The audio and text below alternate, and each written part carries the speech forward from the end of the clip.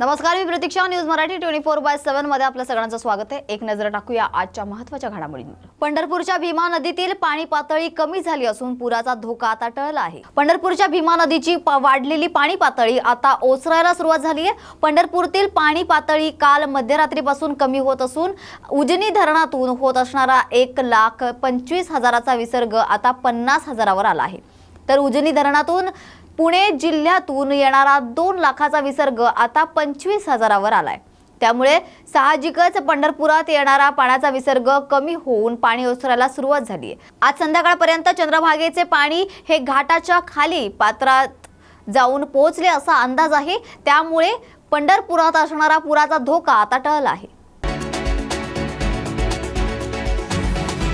पुणे खराडी जकात नाका फर्निचर गोडाऊनला भीषण आग लागल्याची धक्कादायक घटना घडली असून आगीवर नियंत्रण मिळवण्यात पुणे अग्निशामक दलाला यश आलं आहे. आज सकाळी 7:45च्या दरम्यान पुणे खराडी जकात नाका फर्निचर गोडाऊनला भीषण आग लागली. याची माहिती येरवडा फायर ब्रिगेडला कॉल करून सांगितल्यानंतर लगेच येरवडा अग्निशमन केंद्राची फायर गाडी टँकर खराडी जकात नाका वाघेश्वर पार्किंग मध्ये फर्निचर येथे पोहोचली आणि आगीवर नियंत्रण मिळवण्यासाठी धडपड करू लागले आणि काही वेळातच त्यांना आगीवर नियंत्रण मिळवण्यात यश आले.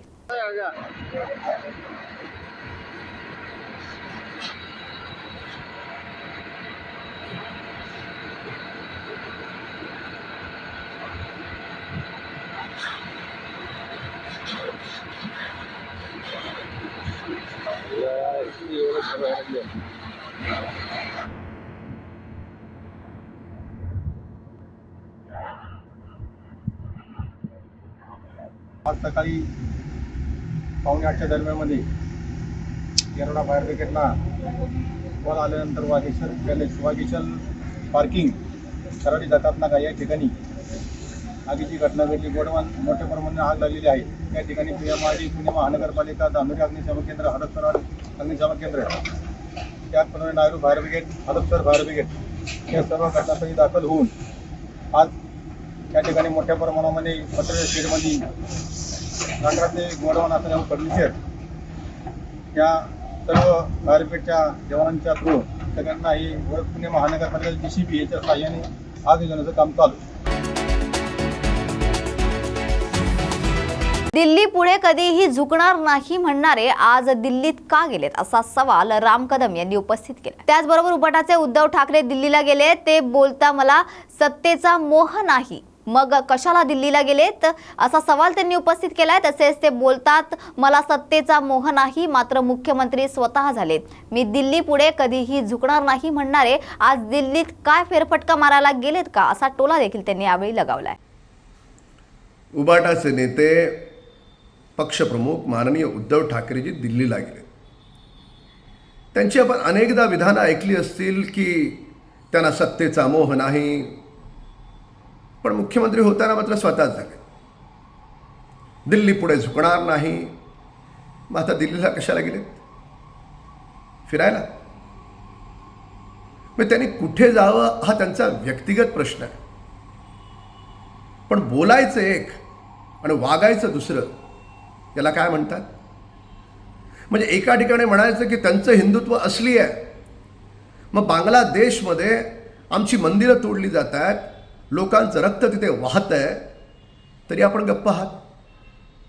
हा जो दुटप्पीपणा आहे, हा दुटप्पीपणा महाराष्ट्राच्या जनतेला आता कळला आहे.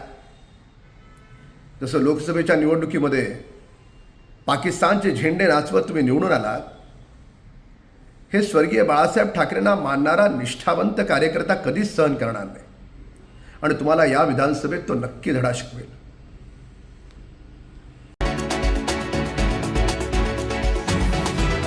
नौपाडा परिसरात होणाऱ्या वाहतूक कोंडीच्या समस्येबाबत बी केबिन येथे भाजपने एक स्वाक्षरी मोहीम राबवली आहे. वागळे स्टेट येथील IT कर्मचाऱ्यांचा कामावर जाण्याचा प्रवास सुसह्य व्हावा यासाठी भाजपचे ठाणे जिल्हाध्यक्ष संजय वाघुले यांनी पुढाकार घेतलाय.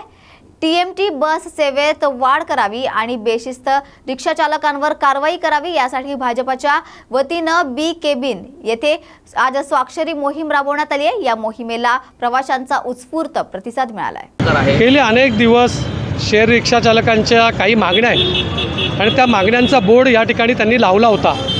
त्यांनी त्यांच्या मागण्या या प्रशासनाकडे मांडायला पाहिजेत, त्यांचा तो हक्क आहे. परंतु गेले अनेक दिवस बघतो आहे, गेली वर्षभर बघतो आहे, या चौकामधनं शेअर रिक्षा चालक कुठल्याही प्रकारचं नियमाचं पालन न करता ओव्हरसीट त्या ठिकाणी प्रवासी भरून प्रवाशांचा जीव धोक्यात घालत आहेत. आणि यामध्ये काही ठराविक रिक्षा चालक आहेत ते या ठिकाणी दादागिरी करत आहेत, त्या ठिकाणी नियमाचं पालन करत नाही आहे.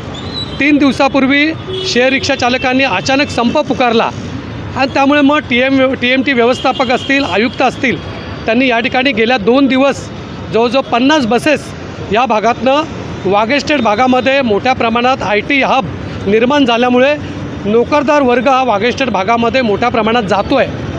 त्यांची सेवा करणं हे ठाणे महापालिकेचं तसंच आमच्या लोकप्रतिनिधीचं काम आहे. आणि त्यामुळे आम्ही गेली 3 दिवस या भागातनं TMTच्या बसेस मोठ्या प्रमाणात प्रवाशांना दिलासा देतील, प्रवासी वेळेवर कामावर जातील याकरता आम्ही या ठिकाणी प्रयत्न करतो आहे. माझ्या माहितीनुसार शेअर रिक्षा चालकांनी परवाच्या दिवशी वाहतूक शाखेवर त्या ठिकाणी आंदोलन केलं आणि त्या ठिकाणी माझ्या विरोधात त्या ठिकाणी घोषणा केल्यात. त्यांनी जरूर घोषणा कराव्यात, लोकशाहीमध्ये अधिकार आहे विरोधात घोषणा करायच्या. परंतु या ठिकाणी माझी त्यांना नम्र विनंती आहे की आपण या ठिकाणी ओव्हरसीट प्रवासी घेऊन प्रवाशांचा जीव धोक्यात घालतात, आपला जीव धोक्यात घालतात. माझं या ठिकाणी तुम्हाला स्पष्ट संदेश आहे. मी ज्या भागामध्ये नगरसेवक म्हणून गेली 20 वर्ष या भागातनं नेतृत्व करतो, साने गुरुजी पथ असेल, त्या ठिकाणी शेअर रिक्षा चालकांना एक लाईन लावण्यासाठी वाहतूक शाखेने परवानगी दिली आहे. त्या ठिकाणी अर्धा रस्ता हे व्याप्त करतात, ओव्हरसीट प्रवाशांना घेऊन त्या ठिकाणी नियमांचं उल्लंघन करत आहेत आणि त्यामुळे त्यांच्या विरोधात या ठिकाणी आम्ही आंदोलन चालू केलं आहे. त्यांनी वेळेच या ठिकाणी सुधारावं अशी माझी कळकळीची विनंती आहे. दुसरं, मला मिळालेल्या माहितीनुसार काल परिवहन व्यवस्थापकांनी आम्हाला पत्र दिलं होतं, गावदेवी डेपोवरनं TMTच्या बसेस आणि सॅटिसवरनं आम्ही चालू करू.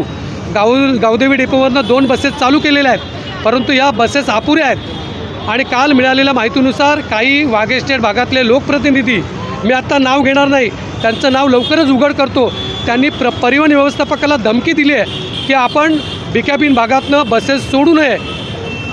माझा त्यांना स्पष्ट इशारा आहे की आपण निवडून आलो आहे, ते लोकांकरता निवडून आलं आहे, काही ठराविक बेशिस्त शेअर रिक्षा चालकांकरता आपण निवडून आलेलो नाही आहे. त्यामुळे माझा तुम्हाला हा या ठिकाणी इशारा समजा, तुमच्या भागातील शेअर रिक्षा चालक या इकडे येऊन दादागिरी आणि बेशिस्त जर वागणार असेल तर त्यांना सरळ करण्याचं काम या ठिकाणी संजय वाघुले करणार, हे आपण लक्षात ठेवावं. तर 2 दिवसामध्ये परिवाराला मोठ्या प्रमाणात फायदा देखील या ठिकाणी अचानक संप केल्यामुळे आजच महाराष्ट्र टाइम्सला बातमी आली आहे की परिवहनच्या उत्पन्नामध्ये 3.5 लाखाची भर त्या ठिकाणी पडली आहे. आणि त्यामुळे परिवहन सेवा पण चालायला पाहिजे, शेअर रिक्षा चालकांचं पोट पण भरायला पाहिजे.